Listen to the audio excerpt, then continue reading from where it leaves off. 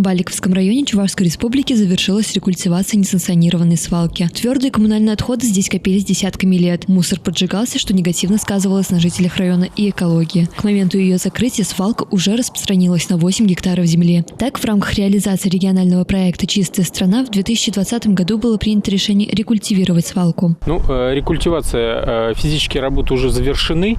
На самом деле, по проекту здесь планировалось, что будет освобождено от отходов 8 гектаров земли. По факту получилось, что расчищено 10 гектаров. Сама площадь тела уже объекта рекультивации составляет 1,2 гектара. То есть проведена очень большая работа. И здесь нужно отметить слаженные действия заказчика в лице администрации Аликовского района и подрядчика. Благодаря вот этой совместной работы были завершены в срок, даже ранее запланированных сроков.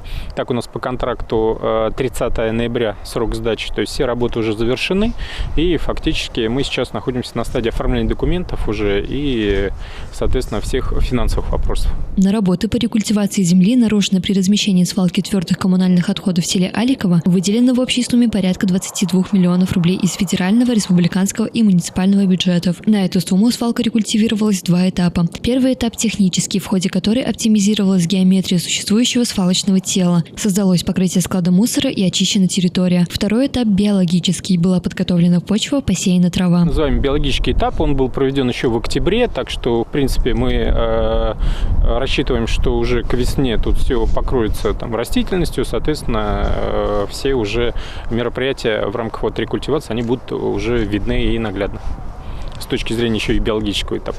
Тело свалки обсыпано щебнем, изолированным материалом и грунтом. Все это сделано для того, чтобы засыпать возникшие провалы в грунте и сохранить его форму. Для выхода образуемых свалочных газов по периметру установлены 4 трубы. Данная технология также позволяет уменьшить токсичность этих газов. Уже в скором времени освобожденную от мусора площадь можно будет использовать в сельскохозяйственных целях. В любом случае в хозяйственный оборот эти земли будут введены, то есть они, естественно, не будут пустовать, что на самом деле тоже достаточно серьезный плюс именно для экономики района. Рекультивация свалки завершилась не только раньше сроков, но и с меньшими затратами. Общая сумма работ составила 19 миллионов рублей. Итогом работы стало улучшение экологической ситуации и качества жизни более 11 тысяч людей, проживающих в близлежащих населенных пунктах, и возвращение в хозяйственный оборот более 6 гектаров земли. Татьяна Козлова, Степан Гурьянов. Жизнь столицы.